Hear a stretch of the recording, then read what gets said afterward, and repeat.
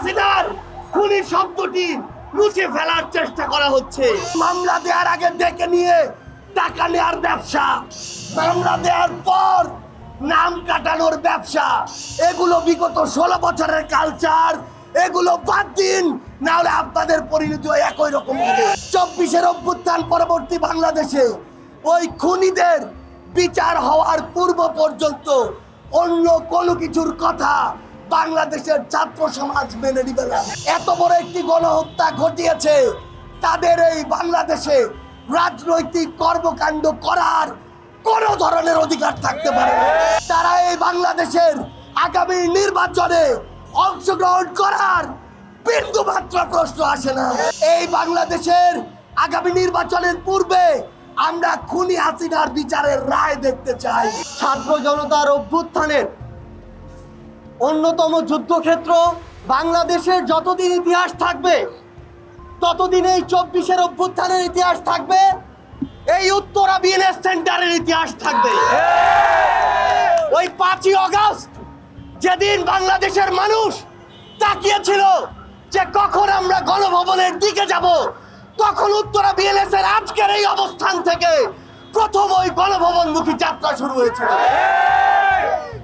এই বাংলাদেশে আজকে অভ্যুত্থানের 8 মাস পরে দাঁড়িয়ে জাতীয় নাগরিক পার্টির বলতে হবে না আপনাদের কি করতে হবে, জাতীয় নাগরিক পার্টির বলতে হবে না অন্তর্বর্তীকালীন সরকারের কি করতে হবে।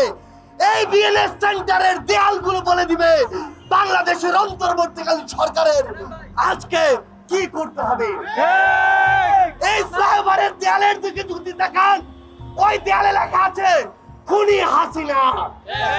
একজন যদি খুনি হয়, 24-এর অভ্যুত্থানের ওই রক্তের উপরে লেখা ওই খুনি হাসিনার যে খুনি, সেই খুনির বিচার হওয়া পর্যন্ত এই বাংলাদেশে কিভাবে আমরা নির্বাচনের কথা বলতে পারি। ওই খুনি হাসিনার খুনি শব্দটি মুছে ফেলার চেষ্টা করা হচ্ছে। তার মানে এই বাংলাদেশে ওই হাসিনার দোসররা আবার ফিরে আসার চেষ্টা করছে। খুনি হাসিনা থেকে খুনি শব্দটি মুছে ফেলার চেষ্টা করছে। এটি হচ্ছে এই মুহূর্তে অন্তর্বর্তীকালীন সরকার এবং আইন শৃঙ্খলা রক্ষাকারী বাহিনীর সবচেয়ে বড় সীমাবদ্ধতা, যে ওই খুনি হাসিনা থেকে খুনি শব্দটি মুছে ফেলার স্পর্ধা এখন এই বাংলাদেশে কেউ দেখাচ্ছে। ওই দেয়ালে এখন লেখা রয়েছে স্বৈরাচার চাই না। রক্তের বিনিময়ে এই উত্তরা, এই বাংলাদেশ যে স্বৈরাচারকে হটিয়েছে, সেই স্বৈরাচার এই বাংলাদেশে আমরা আর চাই না। এই স্বৈরাচার কখনো একা স্বৈরাচার হয়ে উঠতে পারে না। হাসিনা কখনো একা খুনি হাসিনা হয়ে উঠেনি। যারা এই হাসিনাকে খুনি হাসিনা হয়ে উঠতে সহযোগিতা করেছে, তাদের বিচার ব্যতীত এই বাংলাদেশে নির্বাচনের আলাপ করা যেতে পারে না। আমরা স্পষ্ট করে একটি কথা বলি, এই অন্তর্বর্তীকালীন সরকারের সবচেয়ে বড় যে লেজিটিমেসি, আজকে যারাই এটি অস্বীকার করে স্পর্ধা দেখান, সেই লেজিটিমেসি হচ্ছে ১৩,০০০-এর অধিক শহীদের জীবন এবং তাদের রক্ত।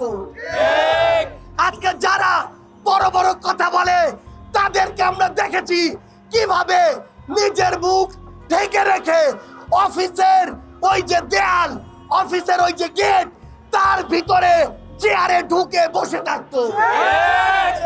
আজকে যখন ছাত্র জনতা চেয়ার থেকে বেরিয়ে এসে, অফিসের ওই লক গেট থেকে বেরিয়ে এসে রাজপথে রক্ত দিয়েছে, জীবন দিয়েছে, তখন সেই জীবন যারা দিয়েছে তাদের বিচার ব্যতীত যারা শুধু নির্বাচন করে, তাদের চোখ ওই রক্তের উপরে নয়, তাদের চোখ ওই জীবনের দিকে নয়, তাদের চোখ শুধুমাত্র ক্ষমতার দিকে।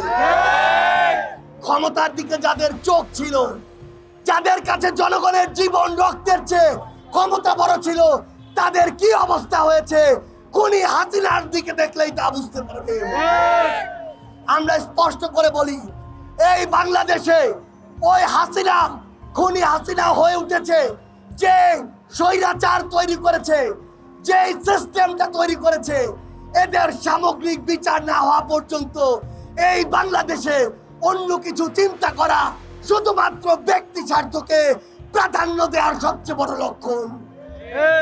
যারা এই বাংলাদেশে ব্যক্তি স্বার্থ আর দলীয় স্বার্থকে জাতীয় স্বার্থ কিংবা জনগণের স্বার্থের চেয়ে বড় করে দেখেছে, তাদের ফল ভালো হয়নি। আমরা স্পষ্ট করে একটা কথা বলি, আমরা পুরো বাংলাদেশে দেখতে পাচ্ছি রাজনৈতিক কিছু দলের কিছু নেতা কর্মী আইন শৃঙ্খলা রক্ষাকারী বাহিনীর ওই অংশ যেটি আওয়ামী লীগের সময়ও আওয়ামী লীগের দালালি করেছে, তাদের সাথে একসাথে পুরো দেশে মামলা বাণিজ্য করছে। তারা একসাথে বিভিন্ন নিরপরাধ মানুষকে মিথ্যা মামলায় ঢুকিয়ে জিম্মি করছে। আবার তারা একসাথে অনেক অপরাধীকে গ্রেফতার করার মতো বিন্দু মাত্র আগ্রহ দেখাচ্ছে না। আমরা স্পষ্ট করে একটা কথা বলি, এই যে মামলা দেওয়ার আগে ডেকে নিয়ে টাকা নেওয়ার ব্যবসা, মামলা দেওয়ার পর নাম কাটানোর ব্যবসা, মামলা দিয়ে জামিন করানোর জন্য আবার টাকার ব্যবসা, এগুলো বিগত 16 বছরের কালচার। এগুলো বাদ দিন, না হলে আপনাদের পরিণতি একই রকম হবে। আমরা স্পষ্ট করে একটি কথা বলি, এই বাংলাদেশে 24-এর অভ্যুত্থান পরবর্তী বাংলাদেশে ওই খুনিদের বিচার হওয়ার পূর্ব পর্যন্ত অন্য কোনো কিছুর কথা বাংলাদেশের ছাত্র সমাজ মেনে নিবে না। আমরা আমাদের জায়গা থেকে পুরো বাংলাদেশের মানুষের পক্ষ থেকে একটাই দাবি জানাই, যারা এত বড় একটি গণহত্যা ঘটিয়েছে তাদের এই বাংলাদেশে রাজনৈতিক কর্মকাণ্ড করার কোনো ধরনের অধিকার থাকতে পারে না। তারা এই বাংলাদেশের আগামী নির্বাচনে অংশগ্রহণ করার বিন্দু মাত্র প্রশ্ন আসে না। যারা এই স্পর্ধা দেখাবে তাদের বিরুদ্ধে বাংলাদেশের ছাত্র জনতা দাঁড়াবে, তাদের বিরুদ্ধে শহীদ পরিবার দাঁড়াবে, তাদের বিরুদ্ধে আহত যোদ্ধারা দাঁড়াবে, তাদের বিরুদ্ধে 24-এর আন্দোলনের ছাত্র জনতা দাঁড়াবে। আমরা জাতীয় নাগরিক পার্টির পক্ষ থেকে স্পষ্টভাবে বলি, ওই খুনি হাসিনার বিচার হতে হবে। এই বাংলাদেশের আগামী নির্বাচনের পূর্বে আমরা খুনি হাসিনার বিচারের রায় দেখতে চাই। খুনি হাসিনা এই হত্যাকাণ্ডের যে হুকুম দিয়েছিল, এটার বিন্দু মাত্র প্রমাণের কি অভাব রয়েছে? খুনি হাসিনা এই হত্যাকাণ্ডের নির্দেশদাতা, তার বিচার হতে এত বিলম্ব আমরা কখনো গ্রহণ করব না। আমরা আমাদের জায়গা থেকে এই খুনিদের বিচার চাই। আমরা আমাদের জায়গা থেকে গণপরিষদ নির্বাচন চাই। আমরা আমাদের জায়গা থেকে এই বাংলাদেশে ওই খুনি আওয়ামী লীগের কোন রাজনৈতিক কর্মকাণ্ড দেখতে চাই না।